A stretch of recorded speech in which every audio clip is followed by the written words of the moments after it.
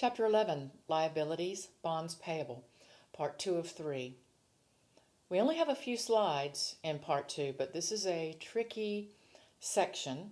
We're going to start talking about the accounting for bonds payable. Make sure that you understand Part 1 of 3 before you move forward to this section on recording the accounting for bonds payable.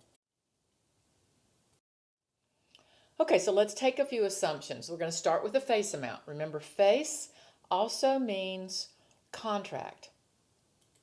And the contract amount is what the bond issuers guaranteed. They have no idea what's going to happen to interest rates. They don't know what the Federal Reserve Board is going to do with interest rates or what their bond rating is going to be. They don't know what other companies are going to be doing, and this is the way the markets play their game. So we've got this Eastern Montana Communications Company. They're selling $100,000 worth of bonds. That's 100 bonds at $1,000 a piece. And they are saying they're going to pay 12%, and everybody else in the market is paying 12%. It's a 5-year bond, and interest is paid twice a year. So this is the easiest and the best of scenarios. Make sure you understand this one. And that is, again, the interest rate. So what we have here is that the bonds will sell at their face amount because the market matches. Cash comes in for $100,000, just like a loan. There's a bonds payable, and they will pay this off in 5 years. Very simple, easy scenario. Every 6 months, on June 30th and December 31st, $6,000 is going to be paid to the bondholders. Since there are 100 bondholders, they'll get $60 a piece twice a year. So they will debit interest expense and credit cash. Literally every 6 months, if you held one of these bonds, you would get a check for $60, and the company that wrote you that check would record interest expense of $60.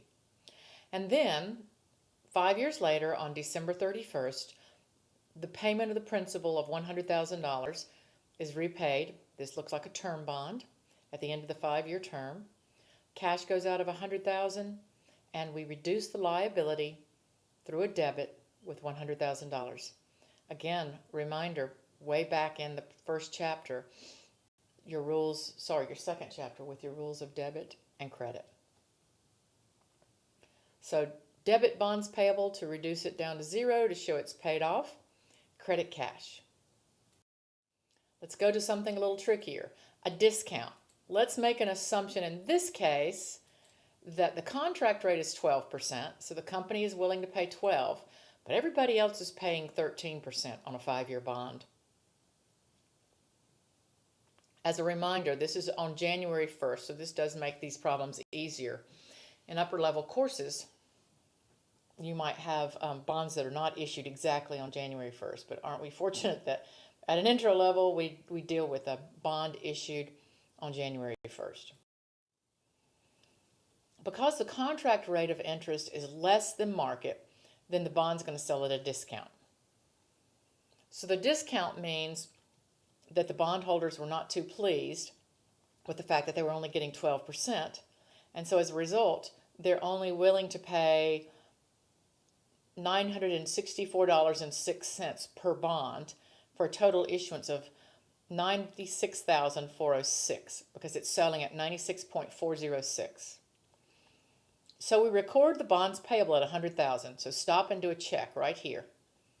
You still have to repay the $100,000 bond, even though the company only received $96,406.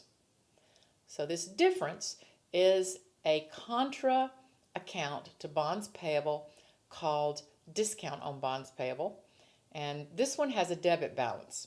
I'm going to be honest, typically I record bonds payable, I record the cash coming in, which is completely based on this, and then I plug the difference, and since it's a debit, because I have to repay, even though I didn't get that amount in, then I've got a discount on bonds payable.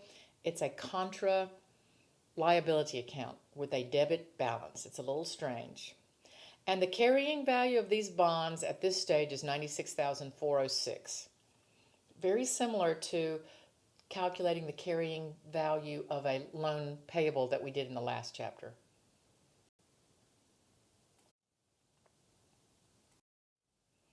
Okay, let's go to another scenario, our last scenario. Again, make sure that you understand the bonds issued at a discount before we go to the premium. Okay, so in this one, we have a contract interest rate still of 12%, but now the market's 11%. So the investing public thinks that this is a really good deal because this bond pays 12 and not 11% for a 5-year term, semi-annual interest, $100,000 bond.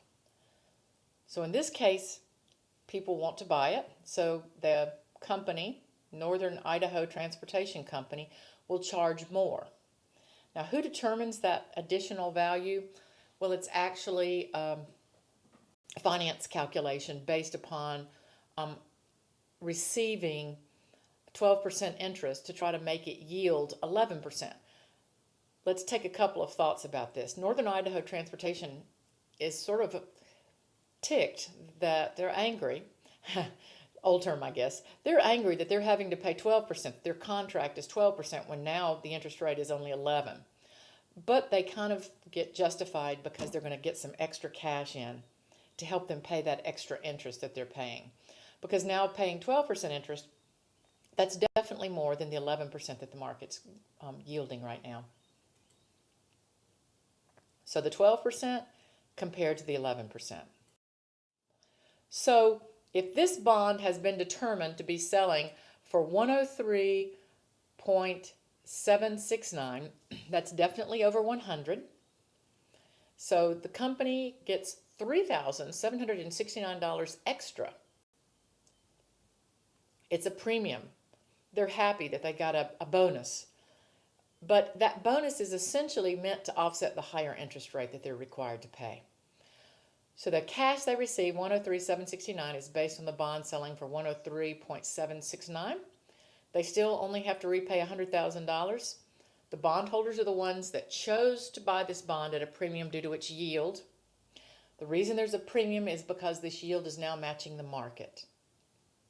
See if you can make sense of that and make that understandable before you move forward.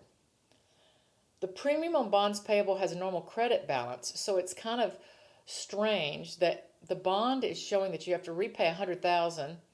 You get to keep this $3,769, and it's going to be used to offset the higher interest expense that you're required to pay because your contract was 12%. Similarly, with that bond discount is sort of like a punishment and is going to increase the interest expense. So now I know this is difficult. There are pencasts and videos on SitLearn for Chapter 11. I would strongly advise that you look at them as closely as possible.